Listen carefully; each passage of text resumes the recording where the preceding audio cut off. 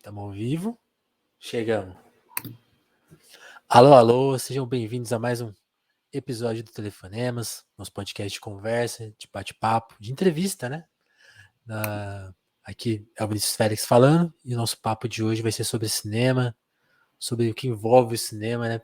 Não é por acaso que você vê os filmes que você assiste, hein? A gente vai desvendar todas as questões com a pessoa que está muito popular no Twitter com as suas threads, com as suas newsletters, né, ajudando todo mundo a entender por que só tem Homem-Aranha no cinema, né, ou por que a sua série do Netflix existe, né, por que você vê tanta coisa em espanhol e francês do nada? Você acha que foi uma mágica que aconteceu? A Marina ajuda a gente a desvendar tudo isso, porque ela é uma super especialista na área, e a gente vai falar disso e também dela um pouquinho, né? É por aí, Marina? Se apresenta aí, seja bem-vinda ao Telefonemas. Oi, obrigada pelo convite. Boa noite, gente, para todo mundo que está ouvindo. Bom, meu nome é Marina Rodrigues, eu sou formada em cinema e audiovisual já tem um tempinho aí. E desde que eu comecei a trabalhar na área, eu trabalho nessa parte de produção, né? Eu entrei muito para estudar cinema com uma cabeça de querer fazer direção, porque acho que é muito o que todo mundo gosta de audiovisual, falar, vou estudar cinema porque eu quero ser diretor, diretora, diretor Uhum. e eu quero fazer um filme. Mas aí quando a gente começa a estudar, a gente vê que é um universo tão grande assim, que vai te puxando para outros caminhos, outras coisas, e você vai se descobrindo. E foi meio que aconteceu comigo, assim, eu comecei muito nessa cabeça de querer dirigir filme e terminei querendo ser produtora. Porque eu sempre gostei muito de falar de política, né? Eu sempre fui aquela pessoa chata da família que todo mundo reconhece como militante de esquerda, que fala um Chegou monte de a coisa o tempo todo. militante. Uhum. E isso com meu pai, com os meus pais, com outros familiares. Então, foi um tema que eu sempre gostei muito de debater, eu sempre gostei muito de discutir, conhecer. Então, quando eu comecei no meu primeiro estágio, eu caí para fazer produção, né? E lá eu tive o primeiro contato assim com leis de incentivo, essa parte de produção executiva. Eu falei, nossa, isso é muito legal, assim. É muito cansativo, é muito burocrático, mas é muito legal. Gostei, quero fazer isso. E aí fui seguindo por esse caminho, né? E aí em 2019 eu estava num gap entre um trabalho e outro, e era o primeiro ano do Bolsonaro, e muita gente falava muita besteira sobre audiovisual brasileiro, sobre Que lei foi, de foi, incentivo, lei foi uma das Rouanet. primeiras áreas que atacaram, né? Exatamente. E nessa época ele também estava muito ativo naquela política dele de dizer que ele não ia dar dinheiro para filme LGBT, dinheiro para minoria, que acabou a mamata dos atores da Globo e etc. e tal. E isso estava contribuindo muito para fake news, né? E infelizmente a gente tem uma educação audiovisual muito precária no Brasil por conta de toda essa hegemonia cultural que a gente tem com os Estados Unidos, porque a gente está sempre vendo filme, a gente está sempre vendo série dos Estados Unidos e a gente quase não para ver nada no Brasil que não seja produtos que estejam todo mundo falando, que tem que ver e etc. E quem não está muito inserido, né, nessa questão de estudar o cinema, propriamente dito, acaba passando despercebido mesmo. Total. E aí não é nem culpa das pessoas, né? Mas quando você deixa uma fake news rolar por muito tempo, ela Ela vira cria verdade. tentáculos muito grandes, né? Então, às vezes você sabe que aquilo ali é uma mentira, mas você não consegue rebater porque você não tem conhecimento. E aí você vai tentar pesquisar sobre o assunto, e aí o que você acha é uma lei super complicada, com vários termos jurídicos, que não é uma linguagem popular, né? E assim, Sim. ninguém é obrigado a entender termos jurídicos de nada. E aí eu tive essa ideia de criar o Simplificando Cinema, né, que o nome já propriamente diz Já denuncia. por que ele existe, né? Exatamente. É uma maneira de simplificar o entendimento dessa parte de mercado audiovisual, porque eu via muito também a produção audiovisual de conteúdo, né, de audiovisual de cinema na internet, muito voltado para crítica, muito voltado para análise de filme. E é uma coisa assim que eu acompanho, né? Tem vários amigos meus que fazem esse trabalho, que são ótimos, e eu gosto de acompanhar, mas eu fazer assim, eu não me sentia contemplada, assim, tipo, não é uma coisa que eu vou levar a sério, que eu gosto de fazer. Eu realmente tenho mais essa visão, mais para essa parte mais burocrática de mercado e tal. E eu falei assim, quase ninguém fala sobre isso, né? Então vou tentar criar um espaço Muito legal isso. para começar a reunir as pessoas em torno disso e explicar, né? Tanto que os primeiros textos que eu fiz, assim, foi muito didático, assim, foi realmente para explicar o que era Lei Rouanet, o que era lei do audiovisual, que as pessoas não sabem mesmo, né? E aí, quem não sabe, gosta de pesquisar, gosta de acompanhar e gosta de aprender, levou muita vantagem nisso, né? Quem não gosta vai continuar falando besteira e nunca Não vai tem o que ler, fazer com né? Não você, é amigo. uma. É. Exatamente. E isso é muito legal, porque, como você E aí falou, foi tem meio a parte. assim, né? Sim, sim. Acho que a gente tá com um delay, a gente vai ter que tomar cuidado. Eu vou tentar tomar cuidado para não te atropelar.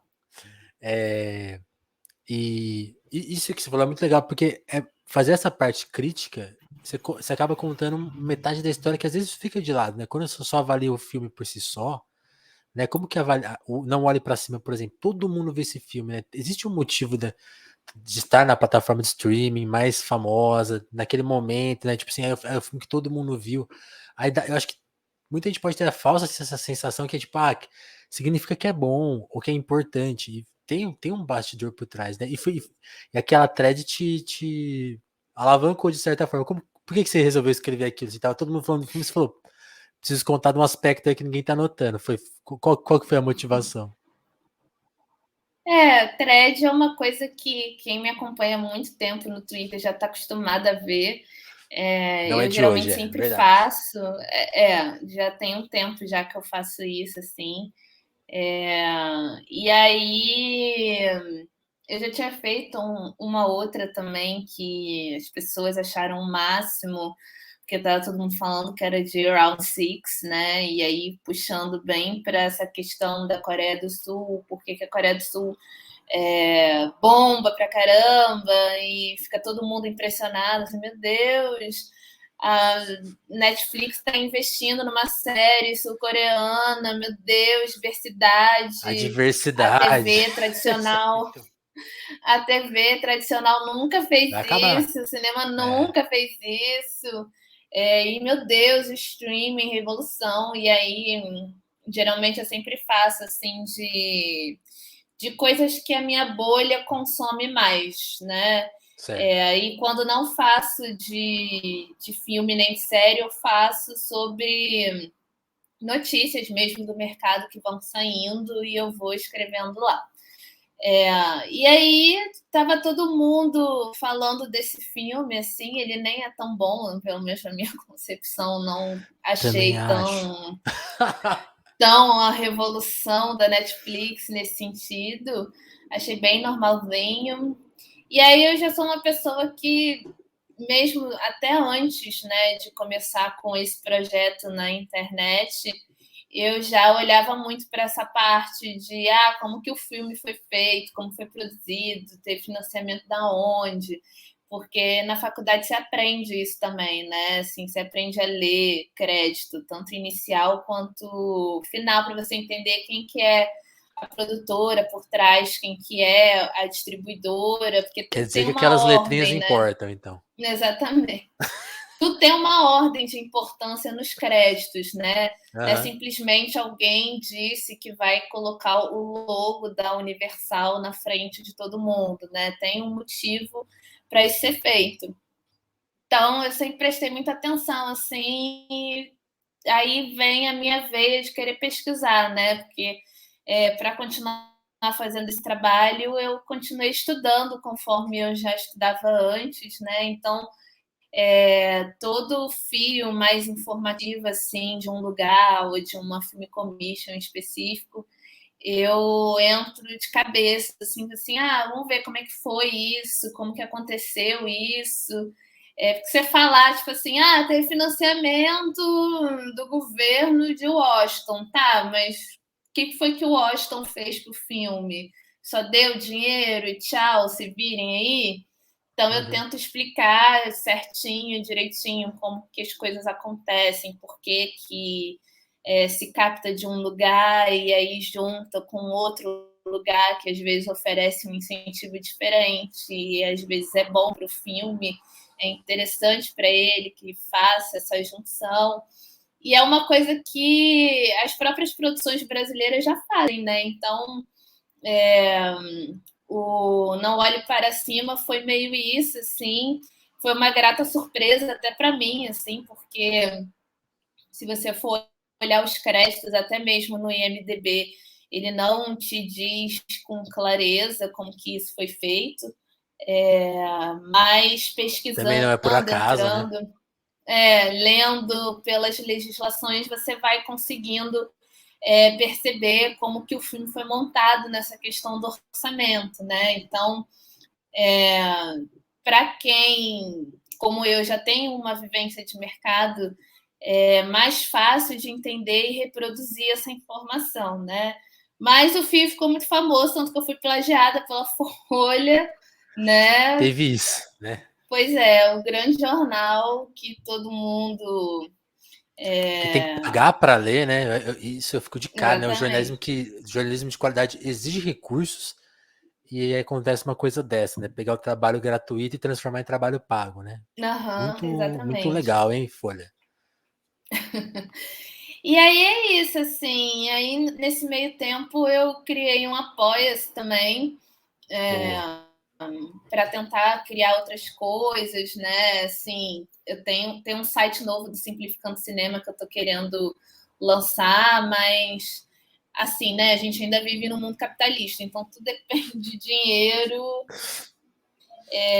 de Te produção, de compreendo. qualidade por trás, de tempo. E aí eu falei, vou começar um Apoia-se para ver o que vai dar, né? E tá aí, tá rolando, vamos ver o que vai acontecer, né?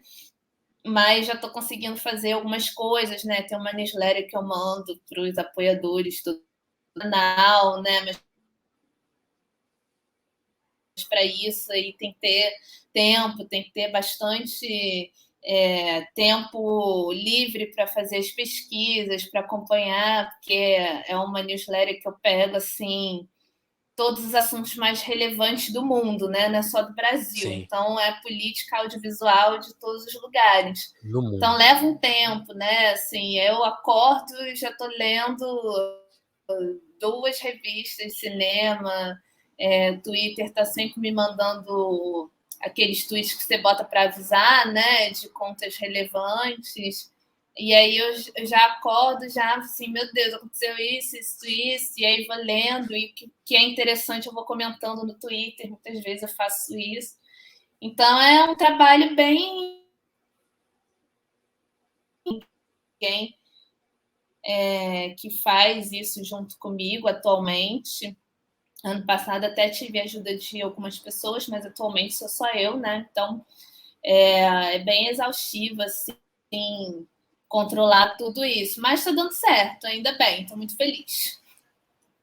Que massa. E aí acho que uma coisa que chama muita atenção quando você vai trazendo à tona as questões de produção lá fora, né? Tanto exemplo americano aí do Léo DiCaprio, que também que não, né? Quanto da Coreia do Sul, uma coisa que se repete é o apoio do governo, né? E é como você falou, né? A questão que o Uhum. Bolsonaro e até mesmo a direita esclarecida, né? Pô, fala, não, que tem que privatizar mesmo, que o governo não pode apoiar, que isso é um exagero, né?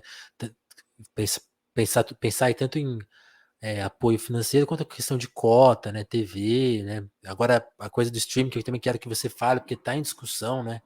A coisa do streaming no Brasil e que atualmente queria até que você descrevesse isso, assim, como que você encara, acho que vou tentar fazer duas perguntas em uma que seriam essas.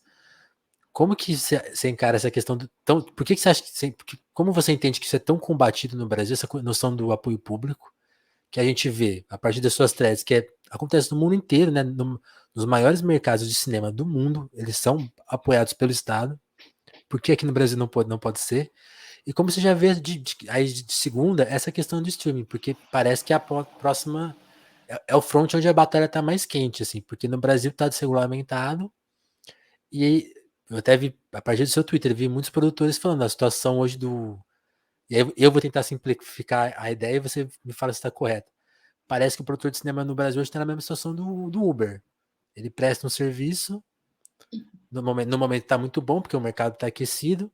Aí a gente viu o que aconteceu com o Uber. Na hora que o mercado resolve esfriar alto por si só, porque está na mão dele, fica todo mundo sem ter como trabalhar. Então o cara estava ganhando 5 mil, até o Galo, o entregador, estava falando isso, né? Os entregadores tiveram essa experiência, começou a ver dinheiro. E aí, em 3 anos, o dinheiro secou. Tudo desregulamentado, tudo na mão de uma empresa só. Fiz duas perguntas muito longas, mas trabalha nelas, Marina. Então, o incentivo público para o audiovisual no Brasil, ele sempre foi muito demonizado, porque quando você tem a ruptura com o governo Collor, tudo muda, porque antes, com a Uhum. Embrafilme, ela não tinha esse caráter que a Ancine tem. Né? Então ela era mais uma distribuidora, você não tinha tanta burocracia para fazer um filme. Era uma coisa que, consequentemente, como aconteceu aí na nossa história, acabou por um decreto. E a Ancine, ela já vem com uma ideia de que o país deveria ser reguladora para a atividade, para evitar esse tipo de coisa. Né? Então, o Bolsonaro pode emitir 1000 decretos que não vai acontecer nada com a agência. Ela só vai acabar se o Congresso decidir que ela não tem mais utilidade nenhuma no país, que Ótimo. é um elefante branco que não traz retorno, e aí acaba com a agência. Mas isso foi uma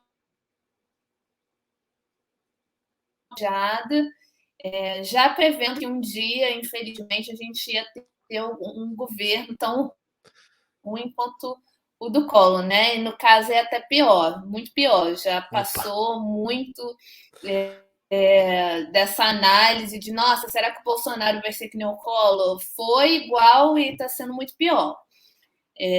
Sem dúvida. E só que antes da Ancine, a gente já tinha a Lei Rouanet e a Lei do Audiovisual. E a Lei Rouanet, ela foi criada por Collor porque se aconteceu a mesma coisa que a gente está vendo hoje, né? O cinema deixou de dar dinheiro para a economia, a gente perdeu o valor no PIB, e não se produzia mais nada no Brasil, né? Se você conseguisse colocar um filme no cinema, era muito. Você fazia cinema muito de guerrilha mesmo, e ali para quem te conhecia, né? A sala de cinema se tornou algo inacessível para o produtor audiovisual. Então a Lei Rouanet ela veio nesse sentido para tentar resgatar esse investimento que foi perdido, né? E ela já vem com a ideia do incentivo fiscal que já era muito usado nos Estados Unidos, em outros países, que é a questão de que você inscreve lá um projeto, ele é aprovado e aí a empresa pode patrocinar ele, prevendo um abatimento no imposto de renda que ela paga.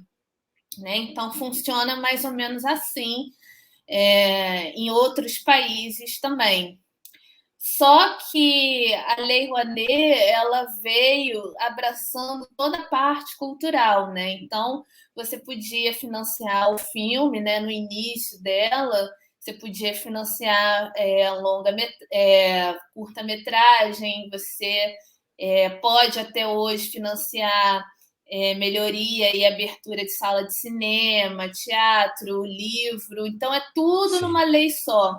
Né? Então, ela rapidamente se mostrou muito ineficaz, porque para o tanto de gente do nosso país, de dimensão continental, ela não conseguiu abraçar esses produtores que estão fora de São Paulo e do Rio de Janeiro. E esse é um problema que persiste até hoje na lei, né? A maioria dos produtores culturais criticam muito isso. Só que no início a gente sempre teve que lidar com a má-fé, né, do brasileiro, que é uma característica, infelizmente, de grande parte da nossa população.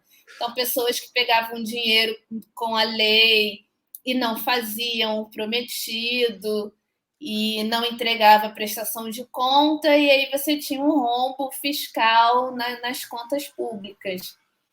E isso aconteceu também na lei do audiovisual logo no começo dela. Eita, então, ao invés do governo melhorar pegar isso e estudar de uma forma em que você cumprisse com as suas obrigações e tivesse o incentivo funcionando, ele foi restringindo cada vez mais o acesso das pessoas. Sempre muito então, inteligente, por isso né? que exatamente. Então, por isso que hoje você tem muita burocracia. A lei do audiovisual você só consegue acessar se você tiver uma empresa aberta e cadastrada na Ancine. Né? Então, você, Caramba. pessoa física que faz audiovisual, você não pode pegar nada na lei do audiovisual, você precisa ter uma empresa, né? Então, hoje, seja, quem tem já tem uma condição de porta de abrir uma barreira. empresa? Exato. Né, exatamente. E com isso, quando se teve esses primeiros escândalos, a mídia focou muito em cima. Porque fulano de tal pegou dinheiro, não devolveu, e aí veio a fama do que artista quer mamata, que artista rouba dinheiro público. E isso minou a confiança das empresas também.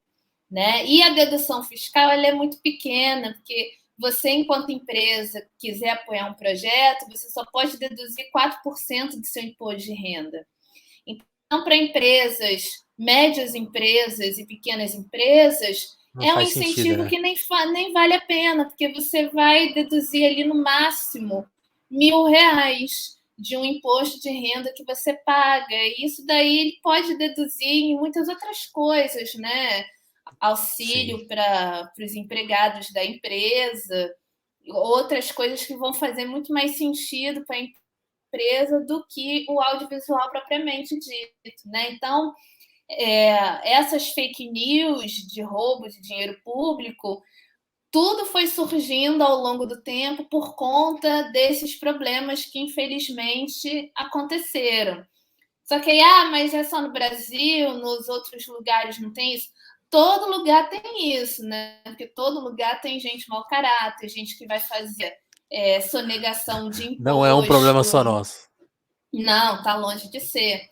Só que é muito mais difícil para a pessoa fazer isso em outro país, como os Estados Unidos, por exemplo, porque lá tem uma regulamentação muito dura em cima, né? E uma vez que você tente sonegar um imposto com base numa política de incentivo, seu nome já vai ficar muito manchado. Então, das duas, ou você vai ter que restituir tudo isso para o Estado de qualquer maneira, ou você vai preso,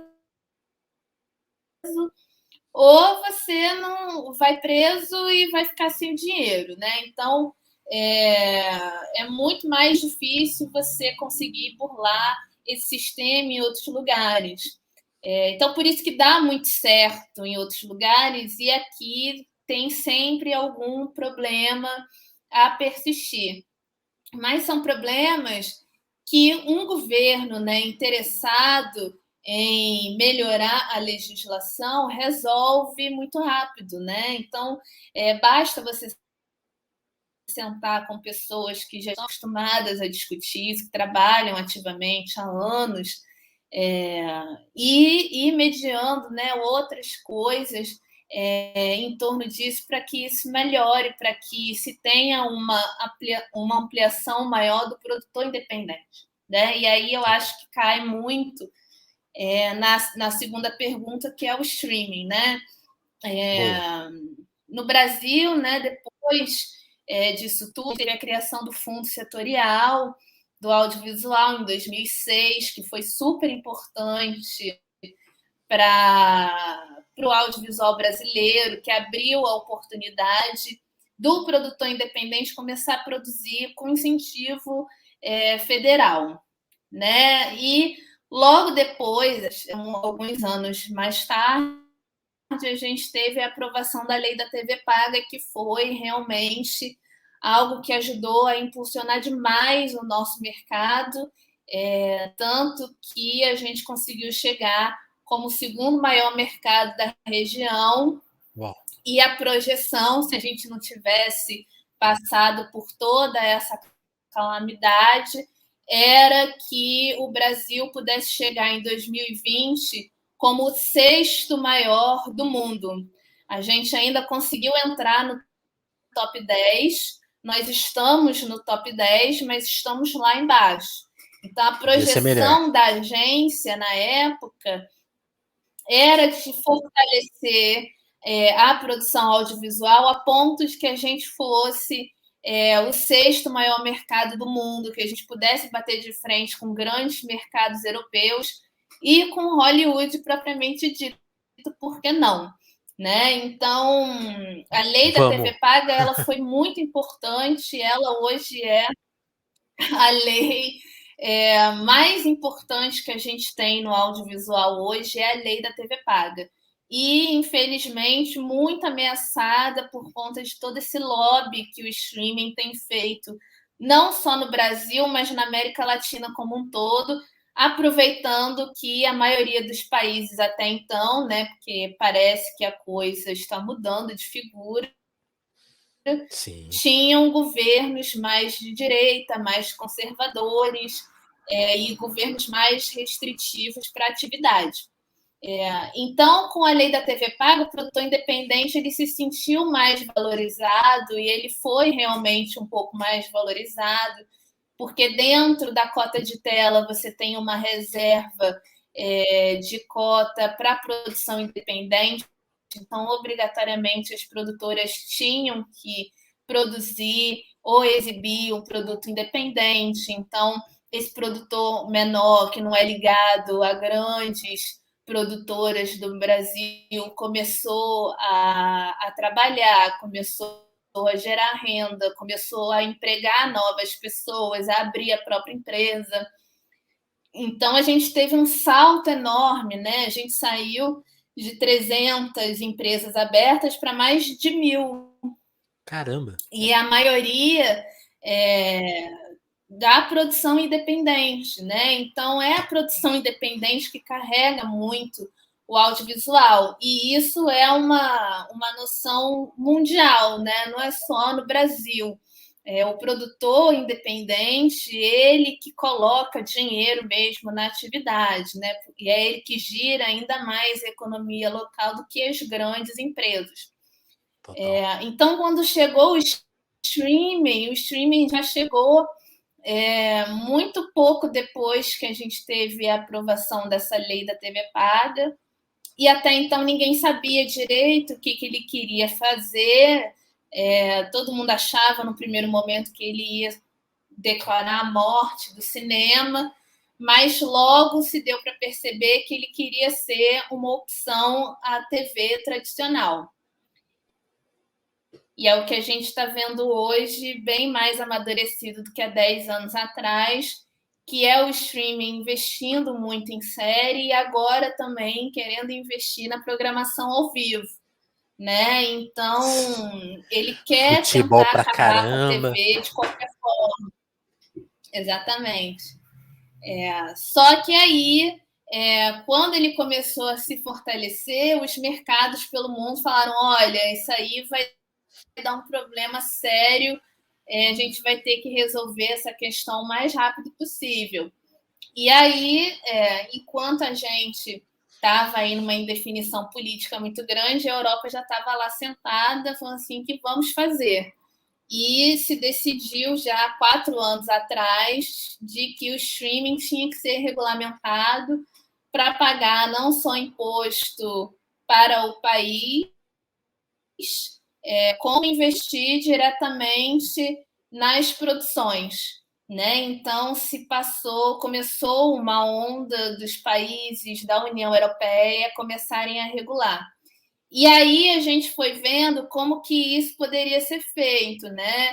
Porque até então já tinha muita fake news por conta desse lobby todo, de que a regulação ia cobrar do usuário, que a mensalidade Sim. do usuário vai aumentar porque a Netflix vai ter que pagar imposto na França, vai ter que pagar imposto em mais não sei aonde.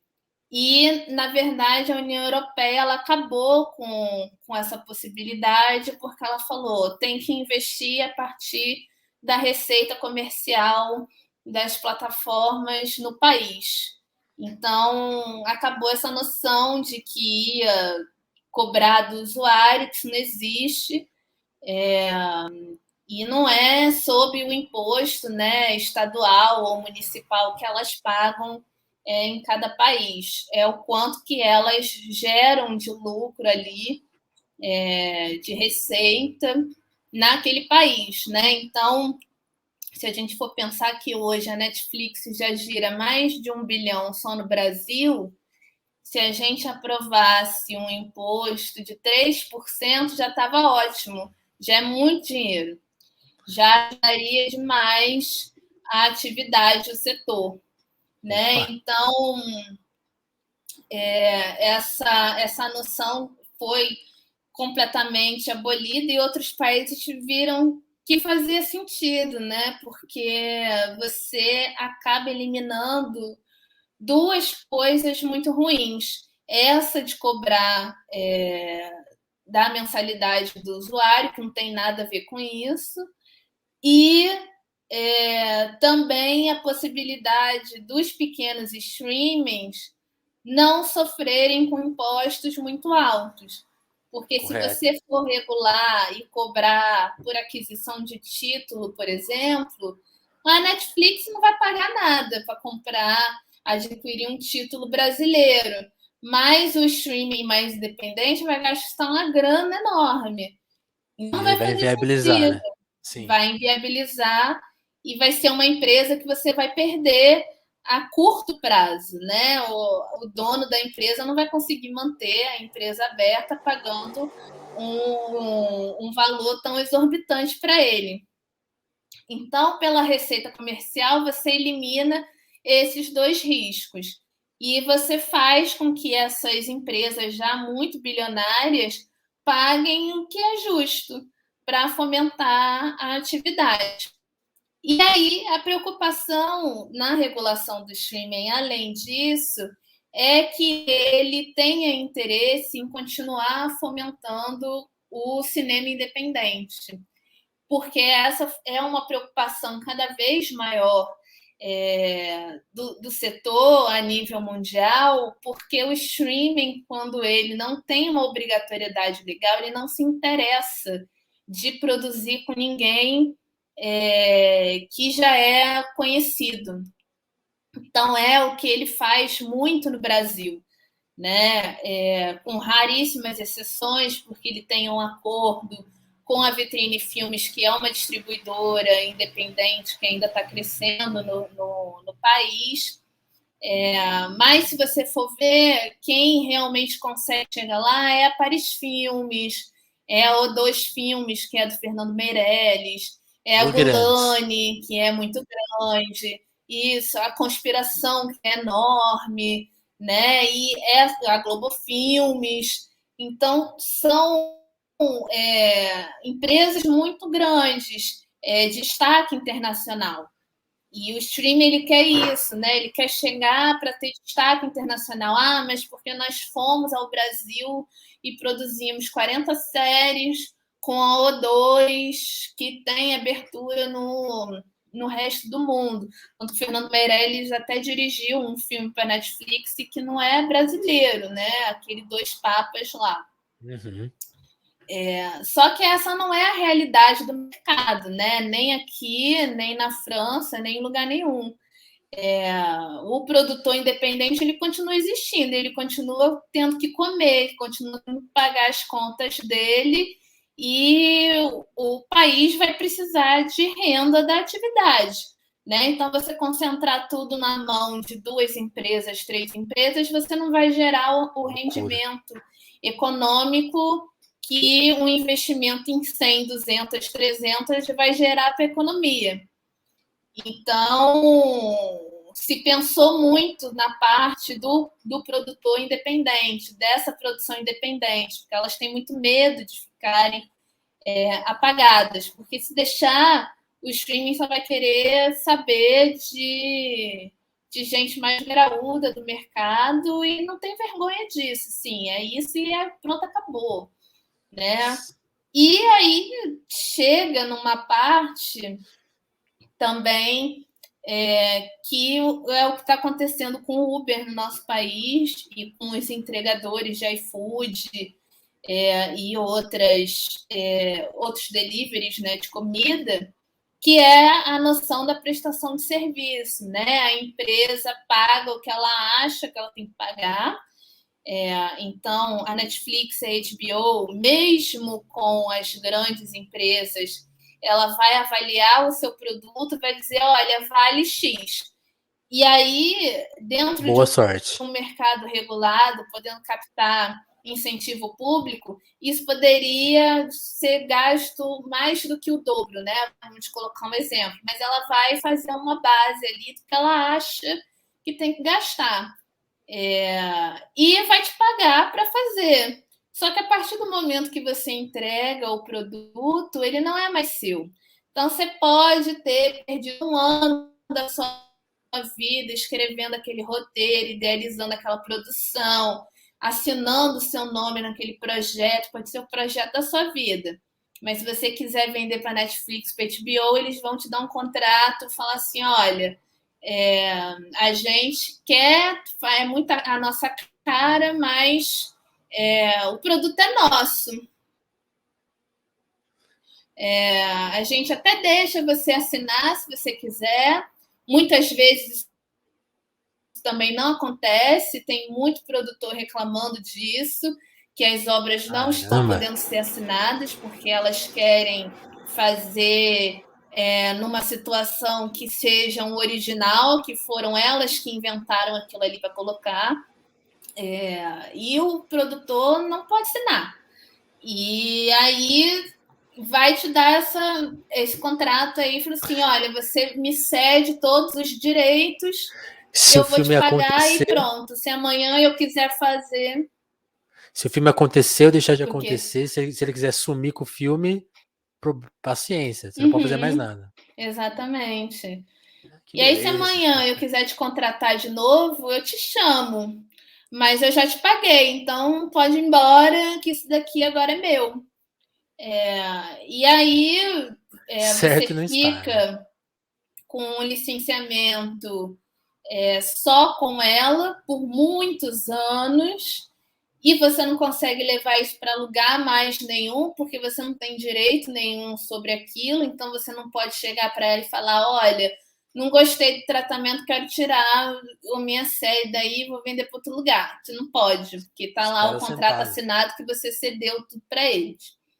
Então, essa foi uma preocupação muito grande da França, principalmente, tanto que a regulamentação da França é a mais dura já aprovada e ativa no mundo, porque além dela cobrar um investimento direto, ela cobra um imposto que tem que ser pago anualmente para o Fundo de Fomento Federal, o governo da França continuar fomentando o audiovisual, e nessa parte de direitos, ela estipula um prazo. Lá na regulamentação está escrito, se eu não me engano, acho que são 1 ano e meio para filme e 36 meses para série. Então, você fez uma série com a Netflix, não gostou, não está afim? Daqui Dá a para vazar. 36 meses, passou o prazo, falou assim, olha, isso aqui é meu, vou levar para onde eu quiser. Vou vender para fulano, vou comercializar em outro país, quero vender para TV a cabo, quero fazer outras coisas, mas não quero ficar com você. E aí a Netflix pode fazer nada, vai ter que tirar do catálogo e acabou. Né? Boa. Então, essa noção de original Netflix é só também até a página 2. Né? Tem muita coisa ali que é licenciada. Um dia vai sair dali, ou se não for sair dali, vai ser exibido em outros lugares também. Ela não tem esse domínio tão grande com a obra como ela Essa tem. propriedade, né? A gente entende como Isso. propriedade atualmente. Tipo, É só. uma propriedade. Tanto que se tornou comum você falar o filme da Netflix, Sim. o filme do Prime, porque todas elas começaram com essa história de original Prime, original Netflix, original Que Max é um, que é Originals. um gatilho também para ganhar assinante, né? Tipo, esse aqui só tem aqui, né? E de fato tem, mas Uhum. como você falou, pode deixar de estar lá no futuro. É porque atualmente a regra é muito solta, né? Mas se todo mundo se ficar que nem na França, acabou esses papos aí, né? Uhum, exatamente. E aí, vários outros países estão fazendo isso, né?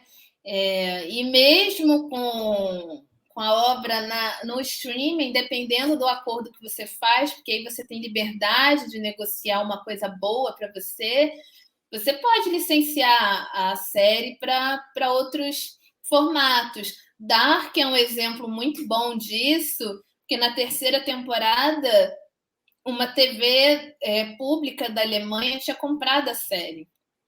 Então, se você for analisar os créditos iniciais da série, já está lá que também tem a participação da TV, não sei das contas, que agora eu não lembro qual que é o nome do canal, mas Certo. hoje o alemão ele pode maratonar Dark na TV e falar, pô, perdi um episódio, vou na Netflix e vou assistir. Então você tem mobilidade, você tem diversidade de acesso. Você não vai obrigar o seu consumidor a ver só no streaming ou a ver só na televisão, né? Que E é o mais aí tem a correto, né? grande guerra da TV, que a França também está discutindo muito seriamente, porque o streaming ele quer ter a prioridade que a TV na França tem. Só que ele não paga o tanto que a TV paga. E aí a França falou: não, a janela de exibição vai ser essa e vai continuar sendo essa. O filme vai ser exibido no cinema, vai para a televisão, depois vai para o seu serviço. Né? E você que lide com isso daí. E Nossa, aí. aqui tá completamente invertido já, né? Uhum, exatamente. Caramba. Então é uma coisa muito dura que provavelmente a Itália vai aprovar alguma coisa nesse sentido também, porque esse último filme do Sorrentino que a Netflix fez não agradou a eles, porque eles tinham feito um acordo com os exibidores italianos que seria distribuído para não sei quantas salas e chegou na hora, eles diminuíram pela metade a distribuição nas salas, porque eles já queriam colocar o filme no catálogo. E aí a Itália falou: não, isso é um Pera lá. absurdo, a gente não quer isso, e como eles estão para aprovar a lei a qualquer momento, provavelmente vai vir também alguma coisa bastante dura nesse sentido, né? De você ter que lançar um filme, mesmo que seja para a plataforma, no cinema primeiro, ter um espaço aí de pelo menos um mês de exibição e depois ir para o streaming, né? E isso vai se tornar cada vez mais comum porque as pessoas vão percebendo que não é vantagem você fazer um filme só para o streaming, como também não é mais vantagem você fazer um filme só para o cinema, a não ser que seja um grande blockbuster, né? Mas se for um cinema mais independente, também não é vantagem de ficar preso em nenhuma das duas janelas. O interessante é que você tenha mobilidade de se lançar no cinema e depois você conseguir ter o acesso ao streaming também. E isso provavelmente vai se tornar uma realidade em muitos países. Só que a América Latina está muito atrasada. Brasil, então, nem se fala. O Brasil tá E a lutando gente. contra, né? Depois e a gente ainda está passando por situações muito primárias que ninguém mais aceita, como a questão do domínio das salas, né? 96% para Homem-Aranha. É a minha próxima pergunta, porque as pessoas estão vira uma celebração, né? Tipo, os fãs Uhum. do filme entendem como, ó, que legal, salvou o cinema. Tipo assim, não, é um problemão isso, né? Você até fala, ele arrecadou mais porque ele basicamente foi o único filme que exibiu em números práticos, né? Fala um pouco disso. O Brasil foi o único país na América Latina que teve um domínio de 96%. Se você for pegar os números de bilheteria e quantas salas o filme foi exibido, e aí você faz um cálculo por baixo, acho que o máximo que se chegou à ocupação da sala na América Latina foi 60%.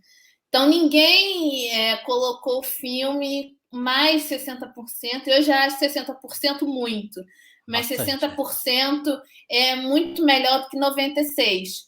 E o filme foi sucesso, lucrou, fez uma bilheteria milionária em todos esses países sem precisar estar em 96% das salas. Essa que é a questão. Todo mundo viu, todo mundo está podendo ir no cinema até hoje ver o filme. Não tem restrição nenhuma com isso daí. Todo mundo conseguiu ver o filme perfeitamente, quieto, com calma, sem precisar que fosse 96%. Então, as pessoas pensam muito só do lado de tipo, nossa, mas todo mundo sabe quem é Homem-Aranha, todo mundo quer ver o filme. Primeiro que não existe essa história de todo mundo querer ver o mesmo filme. Né? Eu geralmente sempre falo que nenhum filme é para todo mundo, porque você vai assistir o filme que você gosta de ver. Né? Total. E às vezes seu pai não gosta do mesmo cinema que você gosta, sua namorada, seu namorado não curte o mesmo cinema que você gosta e vai ver outras coisas. E é normal isso. As pessoas não são obrigadas a ver um filme só. Você apresenta, Ainda se elas bem. quiserem ver, pois ainda bem, né? Você apresenta, se elas quiserem ver, que bom. Se elas não quiserem ver, também que bom para elas, porque elas vão ver o que elas querem ver. E segundo, que Hollywood hoje ele é um mercado muito ameaçado pela Ásia. Ele não consegue mais vender o tanto que ele vendia antes, porque a China começou a botar mais restrições no filme blockbuster deles. A Coreia do Sul anda com as próprias pernas, ela não precisa que um filme hollywoodiano seja sucesso de bilheteria para que o parque exibidor dela sobreviva. Dificilmente um Sim. filme norte-americano vai ser top 1 na Coreia do Sul. E são mercados com grande visibilidade para o Ocidente já. Né? A onda coreana de K-pop diz muito sobre isso. Hoje, se você pegar um grupo de 10 adolescentes de 13 anos, provavelmente 7 do grupo vão dizer que escutam K-pop, que gostam da Coreia do Sul e que querem aprender coreano. Se você É verdade. perguntar quem quer estudar inglês com prioridade, dificilmente você vai ver uma pessoa falando que quer. Quer aprender coreano, quer viajar para fazer intercâmbio na Coreia do Sul. E isso foi só possível por conta dessa exportação da cultura. Então, Hollywood hoje perde muito terreno. Então, Estão antes do com Homem-Aranha medo. ser lançado, exatamente, antes do Homem-Aranha ser lançado, um blockbuster chinês estava próximo a ser líder de bilheteria. Então, as pessoas não olham para esse lado porque elas também não sabem, porque essa informação, obviamente, não chega. Então, Hollywood tem que correr, tem que dizer: olha, não aprova mais esse negócio de cota de tela aí no seu país, não, porque eu preciso botar o filme tem que vender. Tanto que Homem-Aranha fez 1 bilhão de bilheteria no exterior e nos Estados Unidos não tinha batido esse valor de bilheteria ainda. Demorou ainda pra caramba. Não sei nem se bateu já. Mas quando bateu mundialmente, nos Estados Unidos não estava nem perto. Estava em 500 milhões a bilheteria. Né? E você ainda ia ter que convencer as pessoas colocarem mais 500 milhões em ingresso ali para totalizar coisa. 1 bilhão. É muita coisa. Então, aí, quando você entra com esses dados, as pessoas não querem mais discutir. Né? Por que o Homem-Aranha foi lançado em quase 100% das salas no Brasil e nos Estados Unidos, que é o segundo maior parque de salas de cinema abertos no mundo, só foi exibido em 4.000 salas?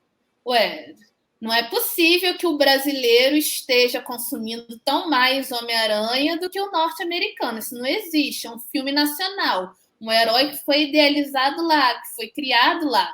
Né? Isso não existe. Por mais até que o brasileiro tente muito, mas sempre vai ser mais popular no país de origem, até porque eles cultivam isso até hoje, né? Basta ver toda essa saga aí, essa franquia da Marvel, da DC, em prol de fortalecer esse comércio do super-herói, né? Então, o brasileiro pode tentar muito, mas ele ainda vai ser muito mais popular lá.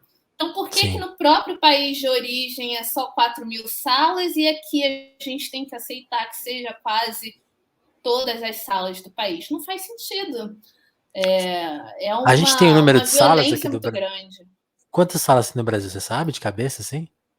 Olha, antes da pandemia, a gente tinha 3.800.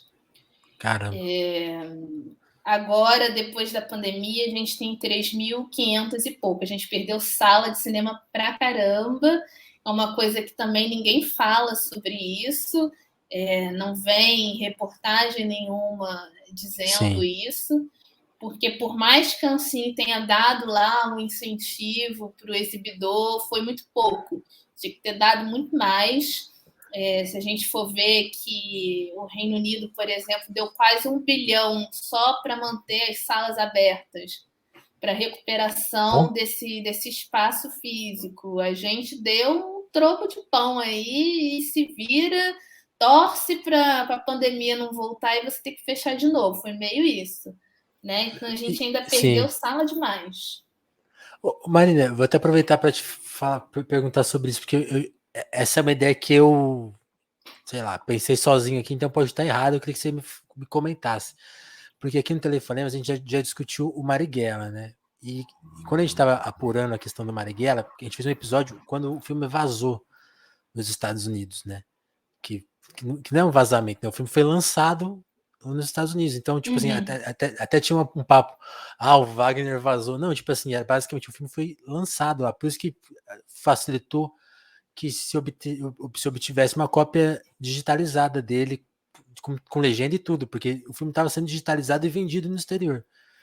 E aí a gente foi apurar a questão, até para entender a questão da Ancine, e aí a gente percebeu que, tipo, a Ancine estava com essa burocracia que dá para chamar de censura, porque foram atrás de inviabilizar o filme, e a gente já via também essa questão que você vem denunciar agora, que assim, estão fazendo uma estrutura que vai privilegiar apenas os streamings gringos, os caras vão tomar o mercado para eles, e as produtoras vão ter que seguir essa cartilha ou não vão ter nada. Foram as coisas que a gente percebeu na época. Outra coisa que a gente percebeu na época foi justamente isso. Quem exibiu o filme lá fora não foram plataformas de streaming, foram os cinemas que tinham seus próprios streamings. Então, eu não sei, aí você deve ter essa informação que eu não consegui descobrir. Eu não sei se eles criaram isso para a pandemia, se eles já tinham, mas assim, você tem uma sala virtual num cinema pequeno de Nova York que você compra e assiste na sala deles virtualmente, né? Então, assim, quem pirateou esse filme provavelmente foi uma pessoa que pagou $8, ligou o gravador, né, da sua tela enquanto via e soltou o torrent. Foi assim que o filme foi pirateado, provavelmente. E aí eu fico pensando, a gente não consegue pensar uma solução assim? Por que o cinema brasileiro não pensou? Onde, o que falta, assim? O que você pensa disso? Essa é uma das partes do tanto que a Ancine é burocrática, né? Porque uma das coisas que a Ancine exige é que você coloque obrigatoriedade de cumprir com o lançamento em uma janela. Então, quando você Certo. vai captar um dinheiro no FSA, você tem ali que decidir que você vai cumprir com um acordo de que aquele filme vai diretamente para o cinema. Então, a partir do momento que você assina esse contrato com a FSA, você não pode colocar o filme em nenhum lugar que não seja a sala de cinema, com exceção aos festivais, né? Que geralmente você vai, roda com filme para ver como é que vai ser a aclamação do Recepção. público, etc. E aí depois você lança no cinema. Então, Marighella foi mais ou menos nesse sentido. Ele já estava indo muito bem no circuito internacional de festival e estava para ser lançado no Brasil. Só que a Paris Filmes, ela é uma distribuidora que ela gosta de distribuição grande. Então, ela quer fazer a premiere do filme, ela quer que se tenha um grande evento em torno daquilo. Só que com a pandemia não se dava para você lançar o filme em muitas salas porque estava tudo fechado por conta do vírus. Então a Paris Filmes foi empurrando esse filme com a barriga e tentando mediar ao mesmo tempo com a Ancine para ver se o filme podia ter uma deliberação com Uma mediação exceção. jurídica, que aquilo fosse exibido no streaming da vida, em algum outro lugar, que eles pudessem gerar o retorno que o filme está precisando. E fora isso, o filme demorou a ser lançado também, porque a O2 já tinha problemas muito burocráticos com a agência. Né? Então, dizer que foi uma censura, Bolsonaro chegou lá e mandou não ter, isso aí não existiu. Eu acho que o Bolsonaro Sim. nem sabe que esse filme existe, porque é tão ignorante que ele nem deve saber. Sim, Mas.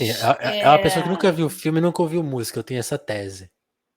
Eu também, porque o tanto com ódio que ele tem tão grande de cultura, é uma pessoa que não escuta nada, não vê nada o dia inteiro.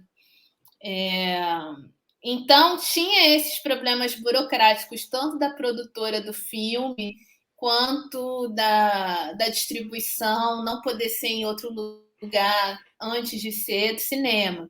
Né? E aí entra a parte do quanto que a falta de regulamentação do streaming também afeta e afetou a gente nesse período de pandemia, né? Porque se a gente tivesse uma regulação, a Ancine também ficaria mais tranquila em dizer tudo bem, vamos liberar aqui por um breve período para que os filmes entrem no streaming, para que eles possam ser vistos, para que eles possam ser consumidos, para que gere retorno para as empresas envolvidas.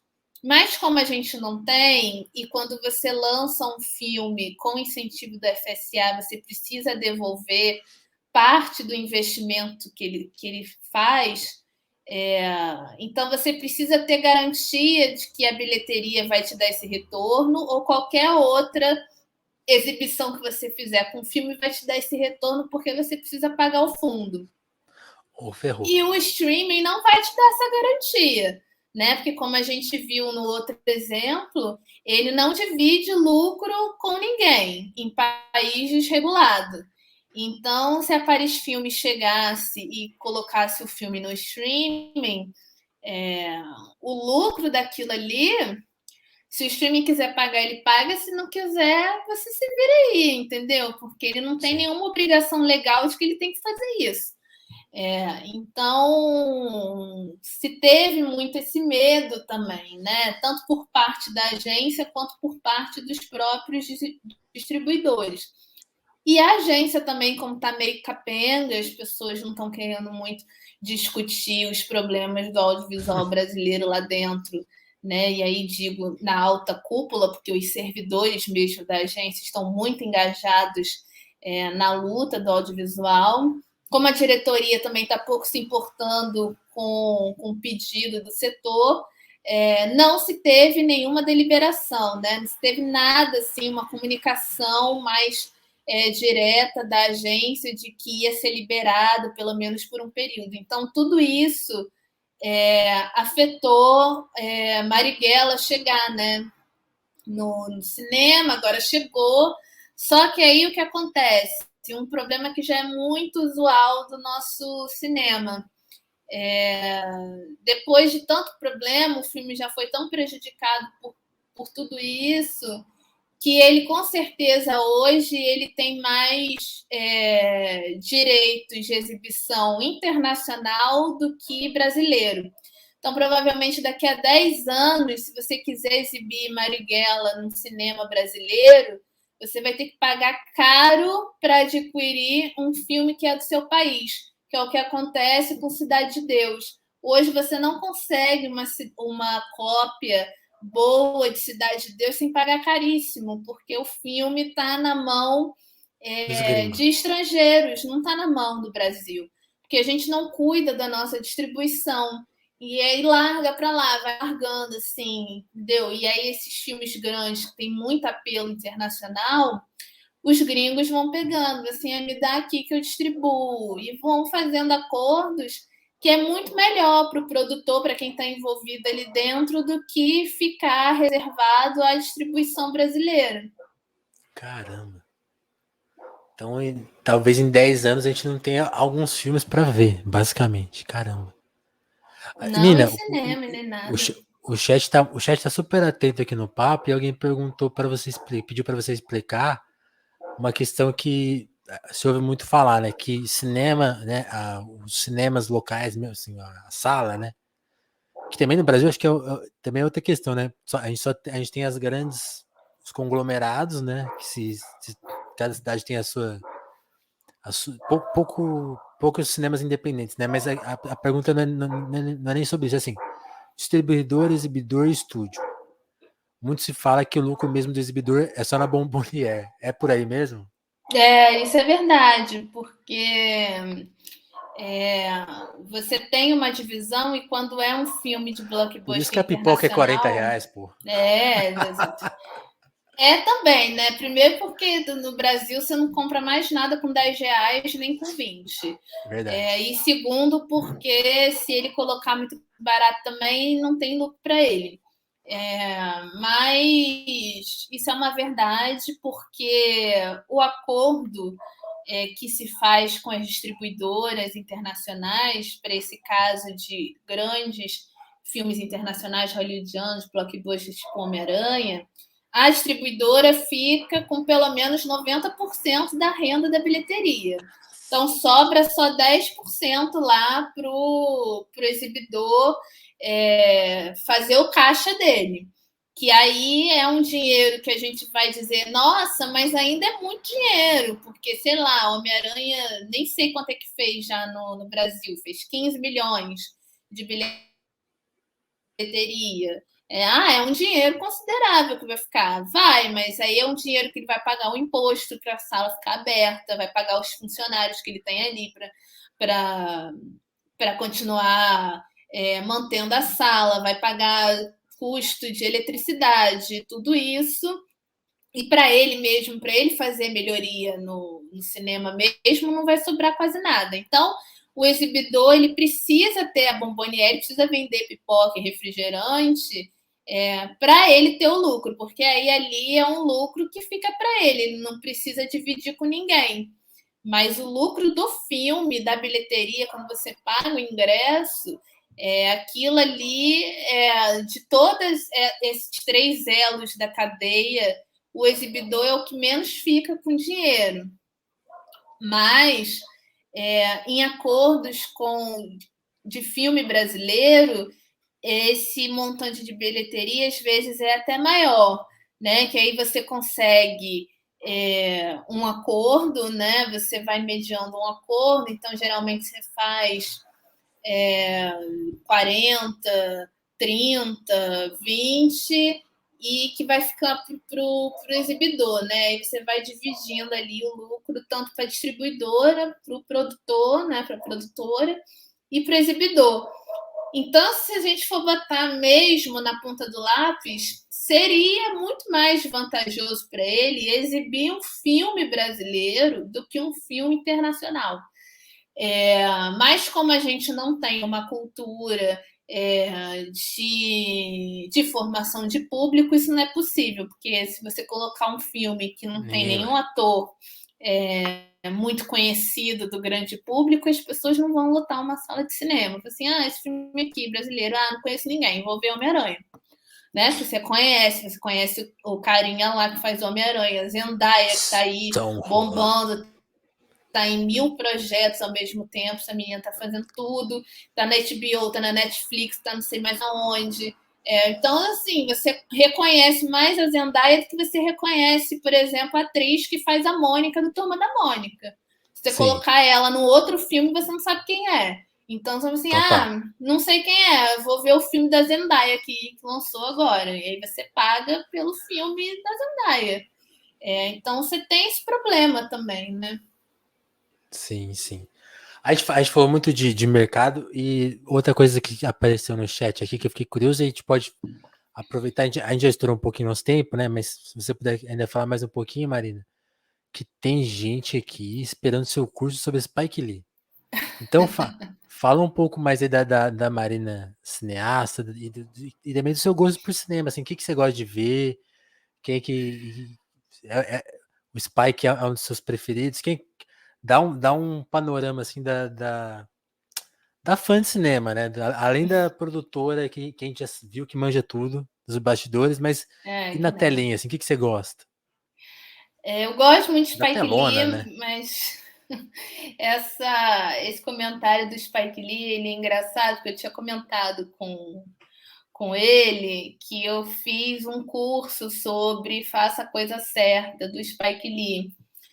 Fiz junto com outros 2 grandes amigos que são profissionais de cinema também, a Carissa e o Diego, que a gente se comprometeu a falar de produção, direção e roteiro, né? Cada um dos 3 ficou com uma parte.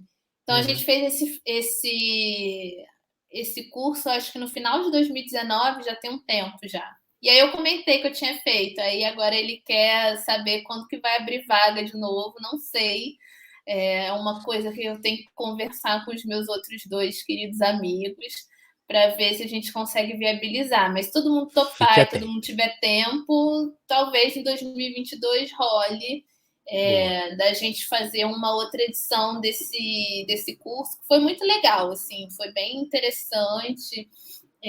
A gente fez apostila, a gente viabilizou, até o roteiro traduzido para português a gente viabilizou. Então foi bem legal. Quem fez gostou muito. Se a gente tiver com tempo, a gente faz uma nova edição, talvez até com mais filmes do diretor, com outros diretores também é uma possibilidade.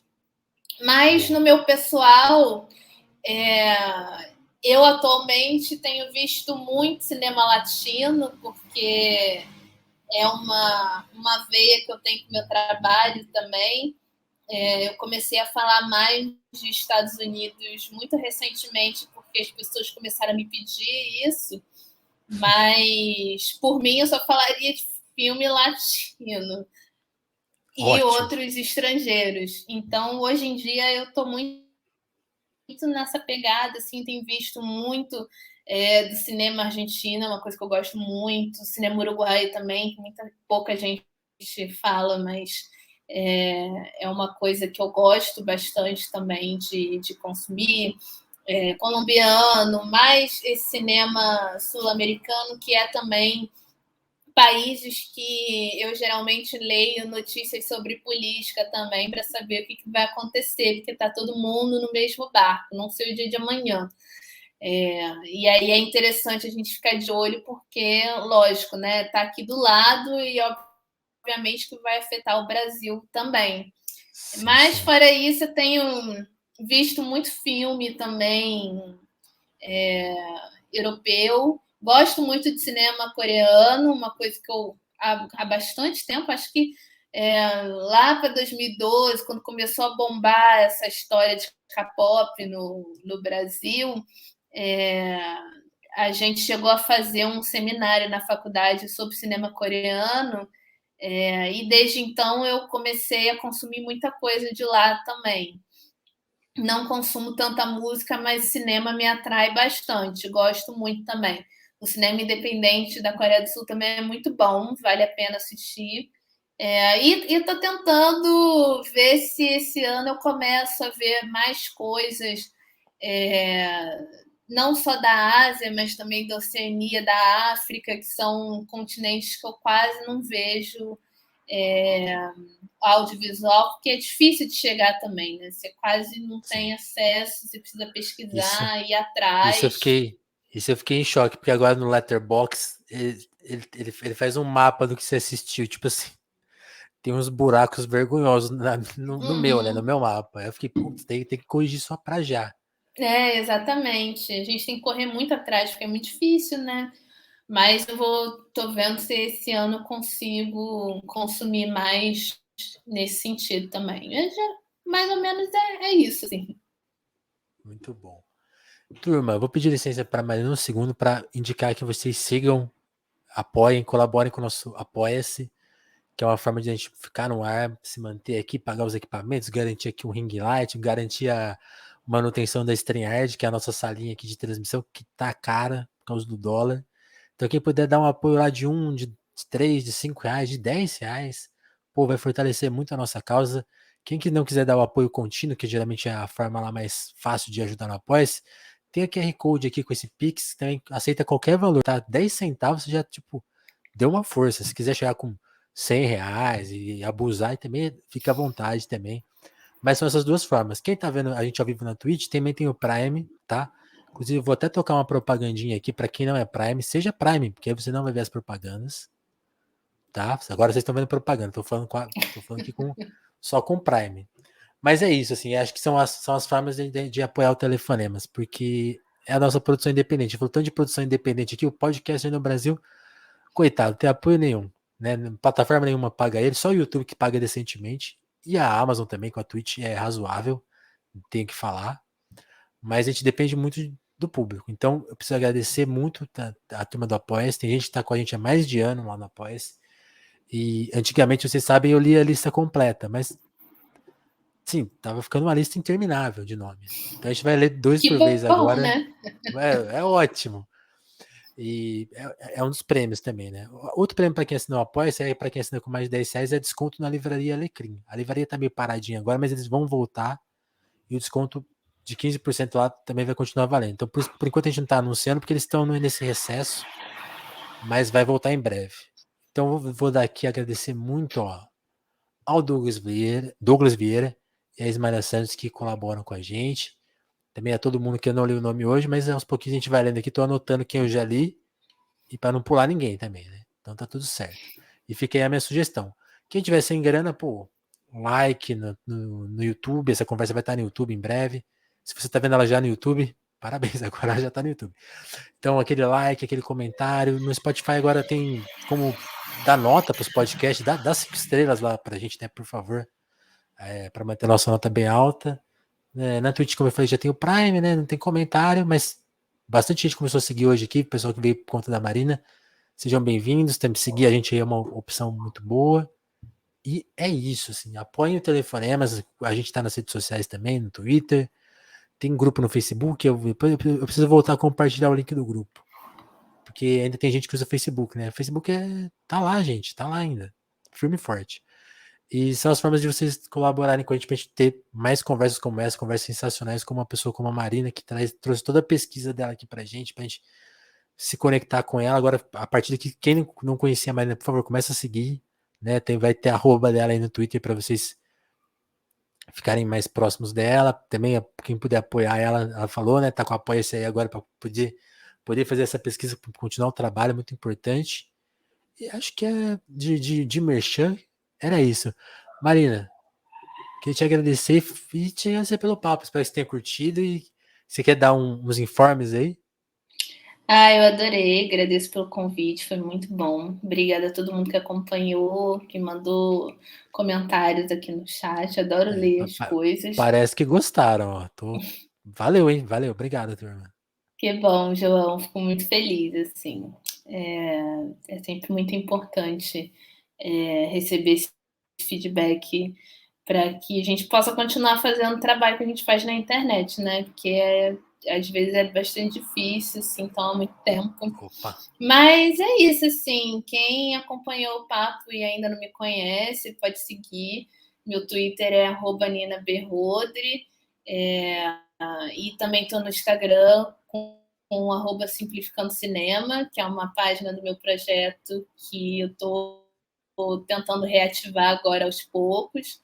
Minha meta é postar um post por dia, mas estou tentando me organizar para poder fazer esse calendário aí mensal de postagem no Instagram de uma vez só, para poder ficar mais organizadinho. Mas sigam lá, que já tem bastante informação. Tem muita informação que está lá, que não está no Twitter, mas o Twitter também tem muita coisa. Então, se você quiser seguir nos dois, fique livre, à vontade, para seguir nos dois, que também é muito importante, também me ajuda. É isso, gente. Muito, muito obrigado, tá? Pela, quem acompanhou, quem estava aí com a gente hoje. Vou mandar uma raid para quem é de Twitch, pessoal que acompanha pelas plataformas de áudio, pelo YouTube. Brigadão, Telefonemas volta a qualquer momento com outro papo nota 10 como esse aqui. Mais uma vez, Marina, brigadão. Até o próximo Telefonemas, turma. Valeu, abraço. Obrigada, tchau, tchau.